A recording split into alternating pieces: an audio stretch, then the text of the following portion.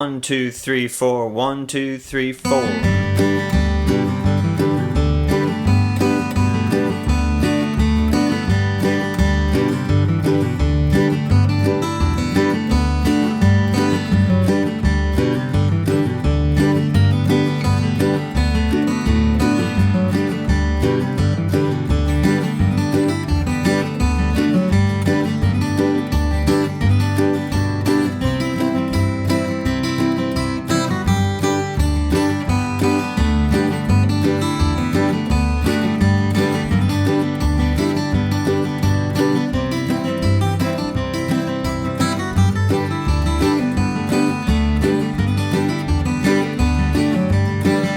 Out there in Guitar Land, Mike Heading here, coming to you today with the old fiddle tune, Turkey in the Straw, or the old children's song, Do Your Ears Hang Low, in the key of G. This is a really good study in the key of G. We're going to get moving around the strings, kind of using the first 5 frets of the guitar.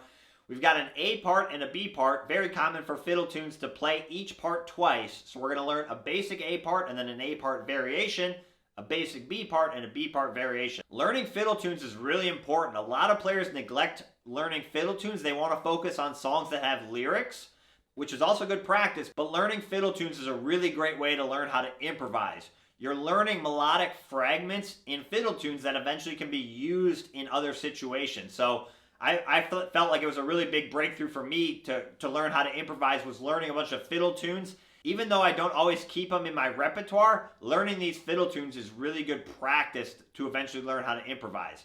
I'll break down both the solos note for note just like I played at the beginning of the video, and then we'll go over, as always, a bunch of backup you can play, so how to play the chords to the song and how to do a bunch of bass walks. So we'll break that down as well. All right, enough talking. Here's a beginner version of Turkey in the Straw in the key of G. Let's get into this one right now. All right, before we start breaking down this Turkey in the Straw lesson, let's just do a quick review of the G major scale, because that's where our notes for this melody are going to be coming from, okay? So we won't use all these notes, but we're going to start here on the 3rd fret of the low string. That's our G, that's our root note. And then we have open 5th string, 2nd fret on the 5th string, and then 3rd fret. And then open 4th string, 2nd fret on the 4th string, 4th fret on the 4th string, and then open 3rd string. So that's 1 octave. So you have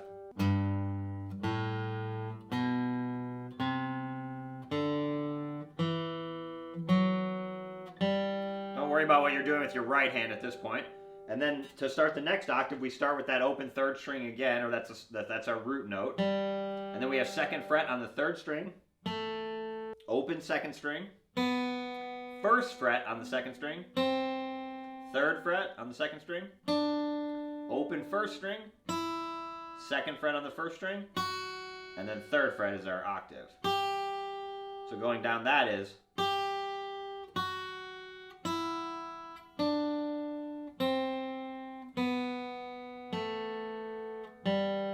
going down.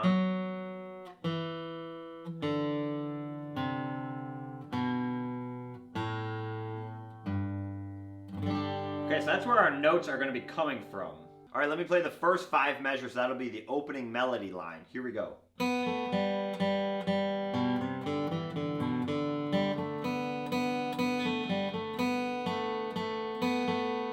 that a few times.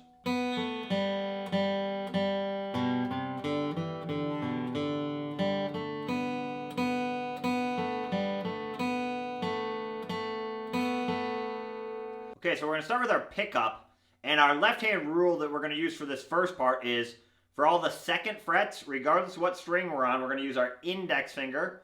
Any of the 3rd frets, we're going to use our middle finger, and any of the 4th frets, we're going to use our ring finger. So that's going to be the basic rule we're going to start with, just so you can keep a consistent left hand. And we're going to start on beat 4 of measure 1, which is going to be our pickup. We're going to hit the open 2nd string with a downstroke. And then have our index finger on the 2nd fret of the 3rd string and hit that with an upstroke. And then we're walking into the open 3rd string, which is our melody to start. So we're just walking down that scale, the notes, the degrees of the scale, 3, 2, 1. Just kind of walking down into our root note. So we have 1, 2, 3, 4, and 1.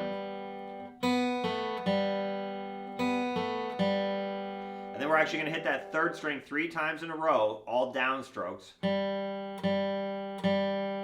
And then go all the way down to the 5th string, so you're going to have to jump a string and do the 2nd fret, and then the 3rd fret. And I'm doing 8th notes down, up. So let's follow the picking rule. The picking direction will be really important on this lesson. On any of the down beats, we're going to do downstrokes. On any of the up beats, we're going to do upstrokes. So that's going to really help us play the timing. So we're going 4 and 1, 2, 3, 4 and. So that's going to help. We're going down, up, down, down, down, down, up with my pick. That's really going to help me play that timing and also ensure that I'm practicing it the same way every time. So you can see the pick direction below the tab. The staple looking symbols are the downstrokes. The V looking symbols are the upstrokes. I'd really strongly suggest following that. It's going to help you practice it the same way every time. Okay, so here we go.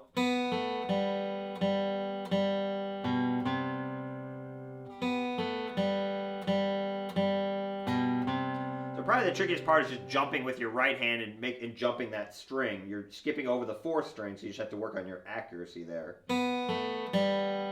What you can do is kind of, as you play this open string, kind of get your left hand ready. You can use those couple of open strings to kind of shift your left hand and get it ready on that 5th string. And then we're going to play a little response phrase, measure 3.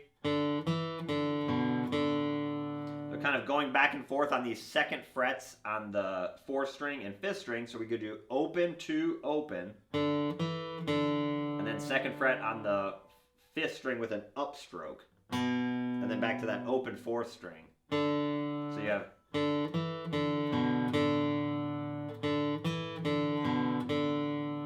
so the ending of measure 1 kind of leads into that.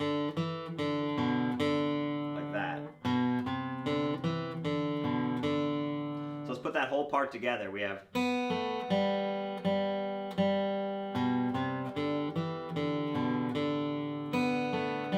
can loop it.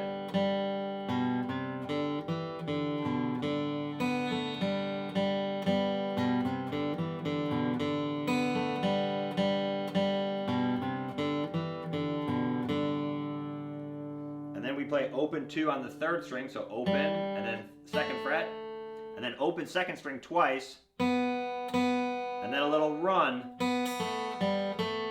So kind of playing with that 2nd fret on the 3rd string. So we do open 2nd string, upstroke 2nd fret on the 3rd string, open 3rd string, and then 2nd fret. So you're kind of bouncing off that note. I'm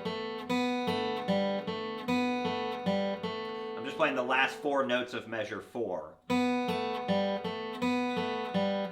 The whole part of measure 4 sounds like this. So you do down, down, down, up with your pick. And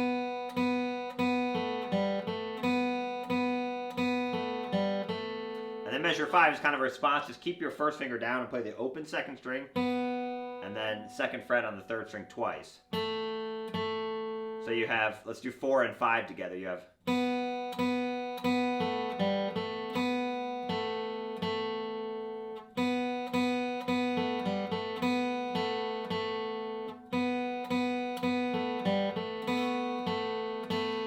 actually start our pickup again. So you can actually just keep your 1st finger down, and then we play that opening melody line again.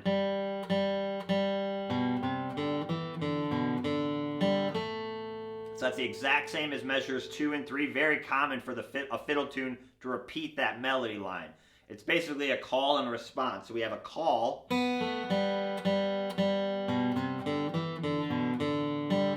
now we have a response. Now we do that initial opening call melody again.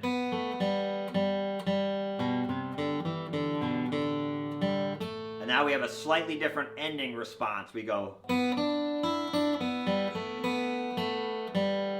Okay, so we're going to do open 2nd string, and then 3rd fret on the 2nd string with your middle finger.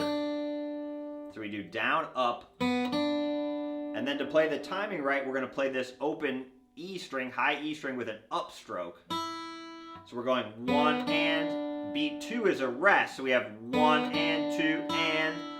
So if you were following the pick direction, we'd be going down, up, right? So we air guitar that down stroke, which is beat 2. So we have. That's a good way to help you play the timing. You can also count it out. 1 and. So 1 and 2 and. Beat 2 is the rest. So right, so you're going 1 and 2 and then you go back to that 3 open. So you just play the reverse of those 2 notes on the 2nd string, and then down to the 3rd string and do open 2 with your 1st finger. So you have.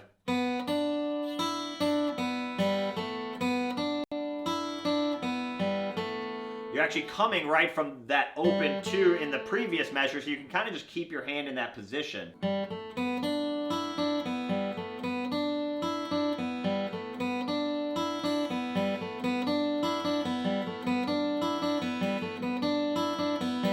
And then measure 9, just keep your finger down, your index finger, and then play the open 2nd string, 2nd fret, 3rd string, and then open. We're walking down those same notes. With the pickup, we're just doing them all with down strokes now. We're going down, down, down, and then back into our pickup. Open 2 with the down up.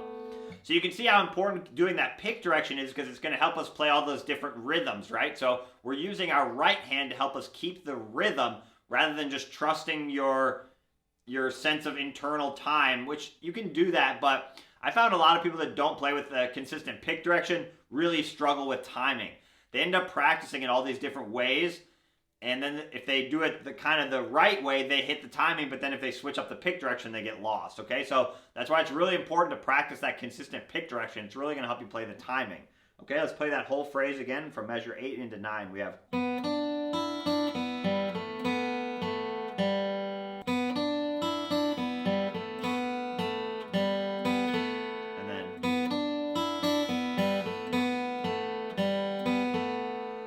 So that's like one time through the basic A part, and then we'll repeat that melody with a variation. So let's play that whole basic A part. Here we go. You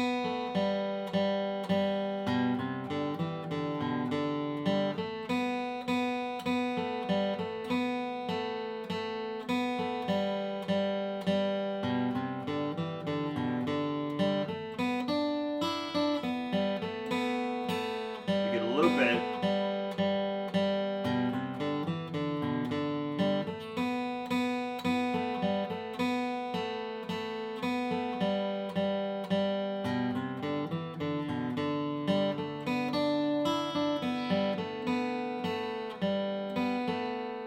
Faster one more time.